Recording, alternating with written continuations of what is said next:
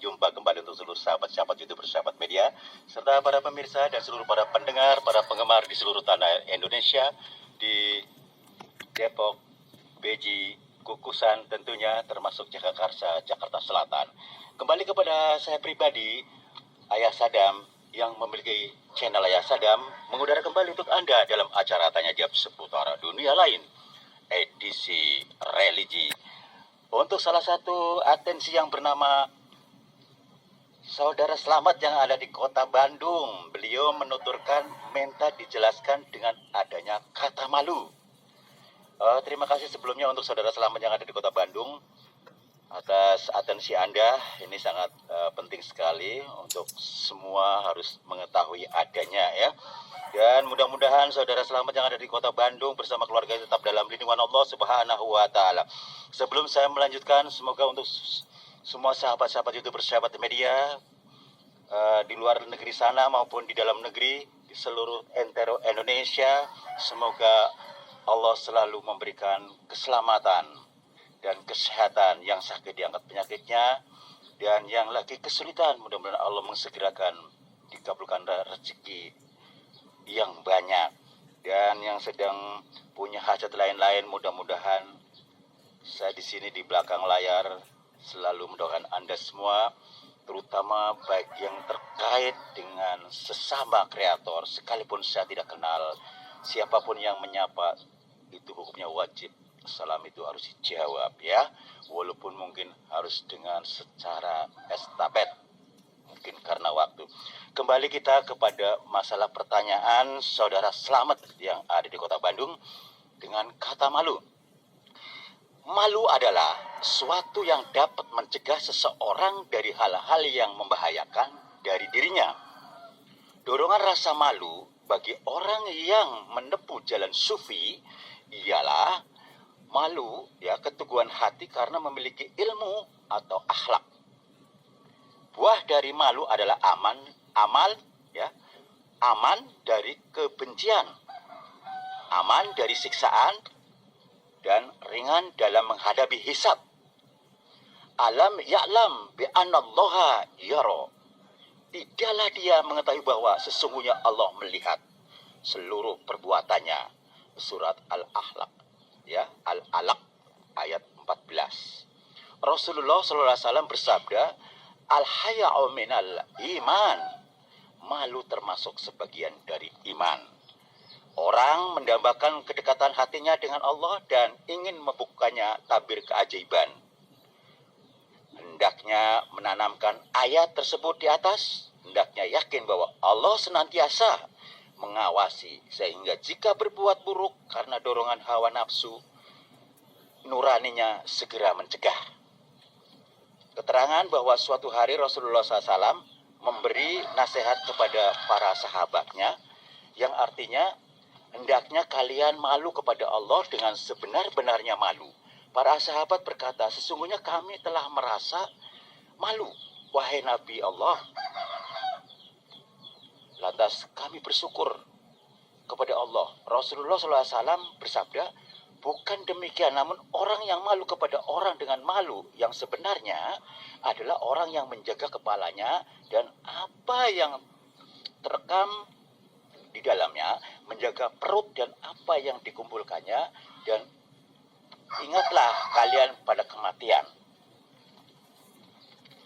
Saudara-saudaraku yang dimuliakan Allah Subhanahu wa Ta'ala, bahwasanya di sini saya akan menjelaskan kembali supaya lebih jelas bahwa Rasulullah bersabda bukan demikian, namun orang yang malu kepada Allah dengan malu yang sebenar-benarnya adalah orang yang menjaga kepalanya dan apa yang terekam di dalamnya, menjaga perut dan apa yang dikumpulkannya, dan ingatlah kalian pada kematian dan kepada bencana.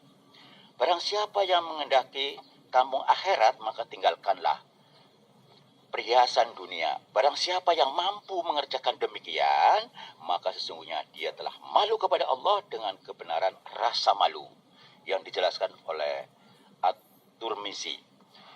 Ibnu Atta menyatakan ilmu yang terbesar adalah rasa segan dan rasa malu.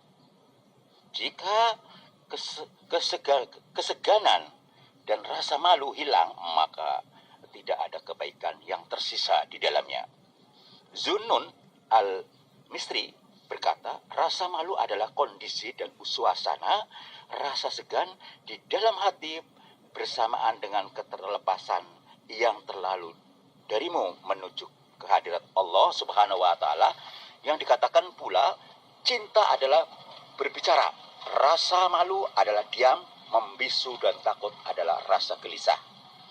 Abu Sulaiman ad-Darani mengatakan bahwa Allah berfirman, wahai hambaku, sesungguhnya engkau tidak malu kepadaku, menjadikan bumi lupa dosa-dosamu, menghapuskan keteledoranmu dari kitab catatan amal, dan tidak akan mempermasalahkan hasil hitungan amalmu pada hari kiamat.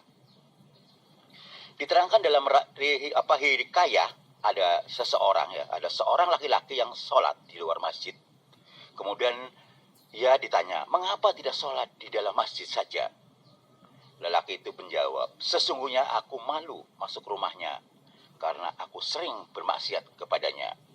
Seorang ulama sufi menceritakan pengalamannya suatu ketika ia bersama teman-temannya melakukan perjalanan jauh. Mereka kemalaman di tempat yang menakutkan karena di sana merupakan sarang binatang buas. Namun mereka menjumpai orang laki-laki tidur di bawah sebuah pohon, sedangkan keduanya di tempatnya dekat kepalanya. Salah satu di antara mereka mencoba membangunkannya karena takut akan keselamatannya. Wahai saudara, bangunlah, ujar mereka. Lelaki itu terbangun. Salah seorang dari kelompok sufi itu penasaran, apakah engkau tidak takut tidur di tempat yang cukup membahayakan? Memangnya mengapa? Tanya lelaki itu. Tenang, tempat ini sarang binatang buas yang dapat mengancam nyawamu. Dengan tenang ia menjawab, yang kutakuti hanyalah Allah Subhanahu wa taala. Karena itu aku malu jika aku takut terhadap makhluknya, ujarnya lalu kembali tidur. Malu itu adalah beberapa macam, misalnya malu karena pelanggaran, sebagaimana Adam alaihi salam ditanya, apakah kamu akan lari dari kami? Namun Adam menjawab, tidak, bahkan malu kepadamu. Inilah malu yang harus dimiliki oleh orang beriman. Karena kebanyakan manusia jika malu justru ia menghindar. Malu bisa juga disebabkan merasa memiliki kekurangan, sebagaimana dikatakan para malaikat, Maha suci engkau, tidaklah kami dapat menyembahmu sebenar-benarnya menyembah. Malu karena pengagungan, malu karena pengagungan, sebagaimana malaikat Israfil ketika mengenakan sayapnya karena malu kepada Allah. Ada juga bentuk malu karena kemuliaan, sebagaimana Rasulullah SAW yang malu pada umatnya yang tidak meminta mereka keluar dari acara undangan perjamuan. Akan tetapi beliau malu mengatakan, maka Allah berfirman, dan janganlah kalian terlalu asik memperpanjang percakapan. Al-Junaid ditanya tentang malu, ia menjawab, malu ialah jika memandang perbuatan baik masih kurang sempurna dan seakan-akan merasa buruk. Dengan demikian akan ada peningkatan untuk menuju ke arah yang lebih baik. Demikianlah saudara selamat yang ada di Kota Bandung. Mudah-mudahan Anda jelas dan paham. Dan untuk seluruh para pendengar, para penggemar di seluruh tanah air Indonesia maupun di luar di sana, karena waktu jualah kami harus turun dari udara. Mudah-mudahan apa yang saya sampaikan dapat menambah wawasan pengetahuan ilmu agama kita tentang malu. Sekali lagi untuk seluruh para pendengar, para penggemar, untuk seluruh para YouTuber, media, kita tetap berjuang, tetap semangat. Man syabaro, barang siapa yang sabar, insyaallah tawakkaltu ilallah, rezeki akan datang dari mana saja. Itu urusan Allah Subhanahu wa taala. Tetap istiqomah. Wassalamualaikum warahmatullahi wabarakatuh. Ihdinas syiratal mustaqim.